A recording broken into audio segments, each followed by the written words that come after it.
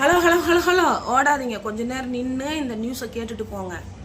அதாவது இப்பெல்லாம் யாராலையும் செல்போன் இல்லாமல் இருக்கவே முடியாது. கூட கையில் எல்லாத்துக்கிட்டையும் செல்போன் இருந்துக்கிட்டே தான் இருக்கும். செல்போன் இல்லாமல் இன்னமே வாழ முடியாத நிலைமைக்கு நம்ம தள்ளப்பட்டுட்டோம், பழகிட்டோம். இதெல்லாம் யார் பழக வச்சா? கொரோனா. ஆனால் இந்த உலகத்தில் செல்போன் பயன்படுத்தாத ஒரு ஊர் இருக்கா, அதாவது நாடு எங்கின்னு தெரியுமா? எரித்ரியாவாம். எரித்ரியாவில் செல்போனும் இணைய வசதியும் கிடையவே கிடையாதான். கம்முன்னு அந்த நாட்டுக்கு போயிடலாமாட்டிருக்குது. ரீசார்ஜ் பில்லு கட்ட முடியல. வீட்டில் 5 பேர் இருந்தால் 5 பேர்த்துக்கு ரீசார்ஜ் பில்லு ஒரு மாதத்துக்கு கிட்டத்தட்ட 2000 ரூபா கிட்ட வந்துடுது. அது இல்லாமல் எனி டைம் செல்போனில் இருக்காங்க. பசங்க விளையாட போகிறதில்ல. இப்போ எல்லாம் வீடியோ கேமு. யாராச்சும் பசங்க வெளியே விளையாண்டு பார்த்துருக்கீங்களா? கிடையாது.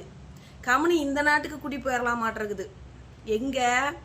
எரித்திரியாவாம். நான் இப்போ பேப்பரில் படிச்சுட்டு தான் உங்ககிட்ட சொல்லிட்டு இருக்கேன். இங்கே செல்போனே பயன்படுத்துறதுக்கு அனுமதியே கிடையாதாம். நல்லா இருக்குல்ல கேட்கறதுக்கு?